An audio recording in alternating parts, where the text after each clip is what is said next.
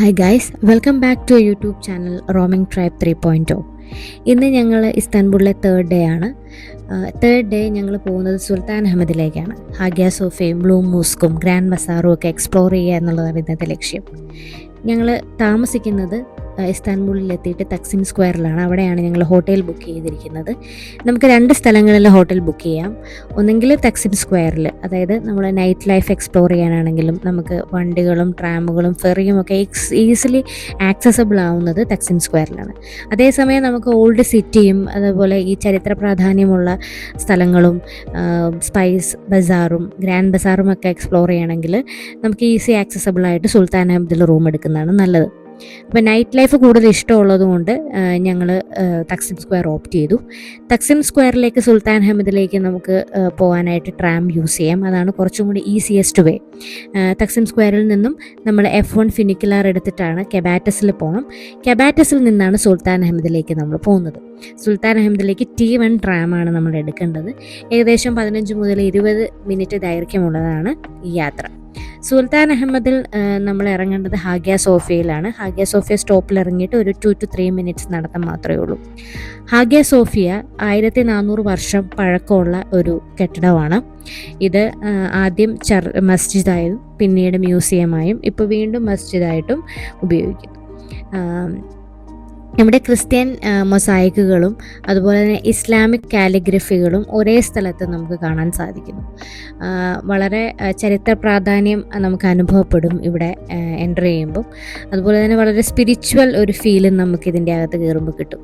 നമ്മൾക്ക് prayer time ഒഴികെയുള്ള ഏത് സമയവും നമുക്ക് അവിടെ സന്ദർശിക്കാനായിട്ട് സാധിക്കും. ഇതിൽ വളരെ പ്രമുഖമായിട്ടുള്ള മൊസായിക്കുകൾ, ശരിക്കും പ്രശസ്തമായിട്ടുള്ള മൊസായിക്കുകൾ മേരിയുടെയും ജീസസിൻ്റെയും മൊസായിക്കാണ്. ഇത് സ്വർണ്ണ തിളക്കമുള്ള ചെറിയ ടൈലുകൾ കൊണ്ടാണ് ഇതിനെ നിർമ്മിച്ചിരിക്കുന്നത്. അതുപോലെ യേശുവിൻ്റെ മുഖവും മറിയത്തിൻ്റെ പ്രാർത്ഥനയും ഈ വികാരങ്ങളൊക്കെ ഇൻക്രിപ്റ്റ് ചെയ്തിട്ടുള്ള മൊസായിക്കുകളും നമുക്ക് കാണാനായിട്ട് സാധിക്കുന്നു. ഇനി നമുക്കിതിൻ്റെ അകത്തേക്ക് പോകുമ്പോൾ നമ്മൾ ശ്രദ്ധിക്കേണ്ട ഒരു കാര്യം, വളരെ നീറ്റായിട്ടുള്ളൊരു ഡ്രസ്സ് കോഡാണ് നമ്മൾ ഫോളോ ചെയ്യേണ്ടത്. എക്സ്പോസിങ് ഡ്രസ്സൊന്നും അല്ലാണ്ട് നീറ്റായിട്ടുള്ള, നമ്മുടെ ഫുള്ള് കാലൊക്കെ കവർ ചെയ്യുന്ന ഡ്രസ്സാണ് നമ്മൾ ഇടേണ്ടത്. അതിനുശേഷം ഞങ്ങൾ ജസ്റ്റ് ഒരു ടീ ഒക്കെ അവിടെ സന്ദർശിച്ചതിന് ശേഷം ജസ്റ്റ് ഒരു ടീ കഴിക്കാനായിട്ട് പുറത്തേക്ക് ഇറങ്ങി ടർക്കിഷ് ടീ ഒക്കെ കഴിച്ചു. നമുക്ക് ടർക്കിൽ ചെന്ന് കഴിഞ്ഞാൽ ഏറ്റവും കൂടുതൽ കാണാൻ പറ്റുന്ന പൂച്ചകളെയാണ്. ഞങ്ങളുടെ അടുത്തൊരു പൂച്ച വന്ന് നിൽക്കുന്നുണ്ടായിരുന്നു ഞങ്ങൾ ചായ കുടിക്കുമ്പോൾ. അതിനുശേഷം ഞങ്ങൾ പോയത് ബ്ലൂ മോസ്കിലേക്കാണ്. ഹാഗിയ സോഫിയയ്ക്ക് അടുത്ത് തന്നെയാണ് ബ്ലൂ മോസ്ക്. വളരെ വിശാലമായ ഒരു മോസ്കാണിത്. നീല എസ്നിക് ടൈലുകൾ കൊണ്ടാണ് ഇത് നിർമ്മിച്ചിരിക്കുന്നത്. 1600കളിലാണ് ഇത് നിർമ്മിച്ചിരിക്കുന്നത്. ഇത് ഇപ്പോൾ മസ്ജിദായിട്ടാണ് സ്ഥിതി ചെയ്യുന്നത്. ഇവിടെ പോകുമ്പോഴും നമുക്ക് പാദരക്ഷകൾ അകത്തേക്ക് കയറ്റാൻ സാധിക്കില്ല. വളരെ മോഡസ്റ്റ് ആയിട്ടുള്ള ഡ്രസ്സ് വേണം നമ്മൾ വെയർ ചെയ്യാൻ. അതുപോലെ പ്രെയർ ടൈമിലും നമുക്ക് സന്ദർശിക്കാൻ അവർ സമ്മതിക്കുന്നതല്ല. ഇവിടെ ചില സമയങ്ങളിൽ വളരെ കർശനമായിട്ട് നമ്മുടെ തലയിൽ സ്ത്രീകൾ സ്കാർഫ് ഉപയോഗിക്കണമെന്ന് പറയുന്നുണ്ട്. അപ്പോൾ അത് കാരണം നമ്മൾ ഇങ്ങോട്ട് പോകുമ്പോൾ ഒരു സ്കാർഫ് കരുതുക. അതിനുശേഷം ഞങ്ങൾ അവിടെ നിന്ന് ബ്ലൂ മോസ്കിൽ നിന്നും നേരെ ഇറങ്ങി അതിൻ്റെ അടുത്ത് തന്നെയുള്ളൊരു കഫേയിൽ നിന്ന് ചായ കുടിച്ചു. നമുക്ക് പുറകെ കൂടെ ട്രാം അവിടെ കൂടെ പോകുന്നത് നമുക്ക് കാണാനായിട്ട് സാധിക്കുന്നു. വളരെ നല്ലൊരു ഫീല് ഉള്ള ഒരു ലൊക്കേഷനാണ് ഈ സുൽത്താൻ അഹമ്മദ് ഭാഗം. ട്രാമുകൾ എപ്പോഴും നമ്മുടെ പിറകിലൂടെ പോകുന്നുണ്ട്. അതിനുശേഷം ഞങ്ങൾ ഗ്രാൻഡ് ബസാർ സന്ദർശിക്കാൻ പോയി. നമുക്ക് ഈ പറഞ്ഞ പോലെ ഹാഗിയ സോഫിയ സ്റ്റോപ്പിൽ നിന്നും അടുത്ത സ്റ്റോപ്പാണ് ഈ ഗ്രാൻഡ് ബസാറിൻ്റെ സ്റ്റോപ്പ്. അപ്പം നമുക്ക് ഈ പറഞ്ഞ പോലെ T1 ട്രാം തന്നെ എടുത്ത് നമുക്ക് പോവാം. 3 to 10 മിനിറ്റ്സേ ഉള്ളൂ. നടക്കാനാണെങ്കിൽ ഒരു 20 മിനിറ്റ്സ്.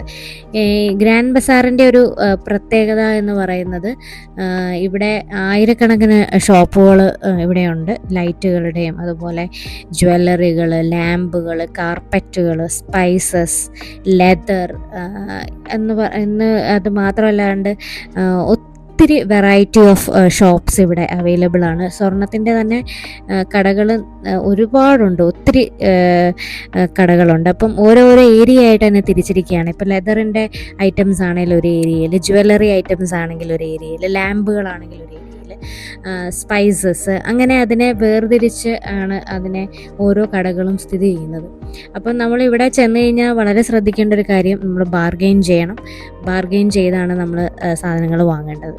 അതിനുശേഷം ഞങ്ങൾ പോയത് അതിന് പുറത്തേക്ക് ഇറങ്ങി അവിടെയുള്ള ഫുഡിൻ്റെ സ്ഥലങ്ങളൊക്കെ ഞങ്ങളൊന്ന് എക്സ്പ്ലോർ ചെയ്തു. ഒത്തിരി കടകൾ അവിടെയുണ്ട് ഫുഡ് എക്സ്പ്ലോർ ചെയ്യാനായിട്ട്. ഞങ്ങൾ കുനാഫ ട്രൈ ചെയ്തു, അതുപോലെ തന്നെ പിന്നെ ഫിഷ് ട്രൈ ചെയ്തു, പിന്നെ ചിക്കൻ ടീക്കയൊക്കെ ട്രൈ ചെയ്തു. അപ്പം ഈ ഒരു ട്രിപ്പ് വളരെ വളരെ എന്താ വാല്യുബിളായിട്ട് ഞങ്ങൾക്ക് സ്പെൻഡ് ചെയ്യാൻ പറ്റി. ഒരേ സമയം നമ്മൾ ചരിത്ര പ്രാധാന്യമുള്ള മ്യൂസിയങ്ങളും അതിനുശേഷം ഗ്രാൻഡ് ബസാറും സന്ദർശിച്ചു. ഇന്നത്തെ വീഡിയോ എൻജോയ് ചെയ്യുമെന്ന് വിചാരിക്കുന്നു. കൂടുതൽ ഇസ്താൻബുൾ വിശേഷങ്ങളുമായി അടുത്ത വീഡിയോയിൽ വീണ്ടും കാണാം. Till then it's bye from roaming tribe 3.0. ഇന്നത്തെ വീഡിയോ എൻജോയ് ചെയ്യുമെന്ന് വിചാരിക്കുന്നു. കൂടുതൽ ഇസ്താൻബുൾ വിശേഷങ്ങളുമായി അടുത്ത വീഡിയോയിൽ വീണ്ടും കാണാം. Till then it's bye from roaming tribe 3.0.